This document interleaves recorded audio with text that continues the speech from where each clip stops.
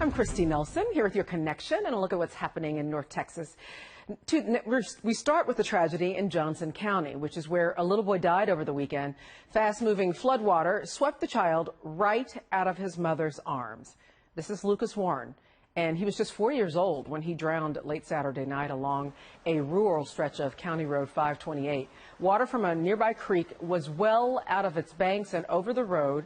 His mom, Chelsea Warren, says the SUV in front of her made it through the water, so she followed, but the water swept their vehicle away. Every tree branch we'd grab, it broke, and we'd go under, and so I pulled him up to my neck so I could hear him breathe, and we finally found a tree that I could get my foot into about an hour and a half in, and I pulled him to the back to try to get him on my back and had him hold on tight, and a current came up real high, and just let go. Rescuers arrived not long after that, and after getting Chelsea to safety, they later found her son in the water.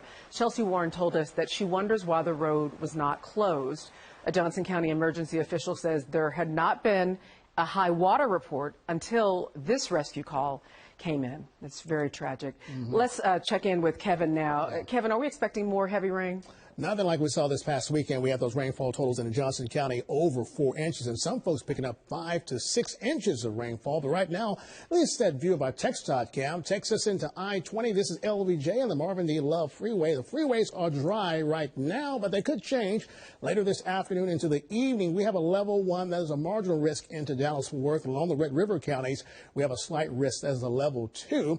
And the primary threats will be some damaging winds, large hail, and a threat for some brief flash flooding. The tornadic threat looks a little bit on the low scale, but high as you make your way into Oklahoma. But here's the problem. We have a cap that's in place. There's a warm layer at about 4,000 to 7,000 feet that could inhibit thunderstorm development, but still keep an eye to the sky with those high temperatures topping out around 83 to 84 degrees. Take a look at what's happening to the west of us. Yes, Chrissy, that is snow. There's a very strong cold front that's moving our way that will increase our rain chances Wednesday and Thursday to 20 to 30%. And we can see some rainfall totals ranging from a trace to maybe up to an inch of rainfall before it's all said and done. Of course, we'll keep you updated on the chances of your weather, keeping you ahead of the storms throughout the day. Over to you. All right, Kevin, thank you.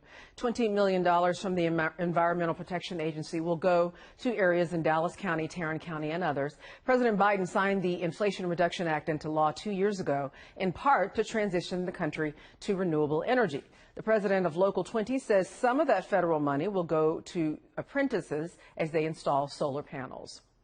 One of North Texas's biggest companies is celebrating an anniversary. 25 years ago, engineers at Texas Instruments DLP, which is digital light processing, helped change the game for movies, making the images more bright and crisp. Noel Walker has that story. We say the magic is in the mirrors. Tiny mirrors that reflect light to give us movie images that are out of this world. Texas Instruments in Dallas is celebrating 25 years of DLP, digital light projection, a technology that helped movies go from film to digital. It was first used to show one of the biggest franchises ever. Back in 1999, we first debuted digital cinema when Star Wars had The Phantom Menace come out in theaters. The technology changed the way we see movies in the theater. And it was a game changer in terms of the quality of the environment. You had so much more vivid colors, crisper images. You could even show it in 3 dimensions. And so really, again, it's just back to the audience getting to have such a superior experience than what they'd ever seen with film. Fittingly, the 25th anniversary happens to fall close to May the 4th, so some employees and the DLP Anniversary Celebration Costume Contest reflected that theme. In Dallas, Noel Walker, NBC5. And thank you for catching up with The Connection.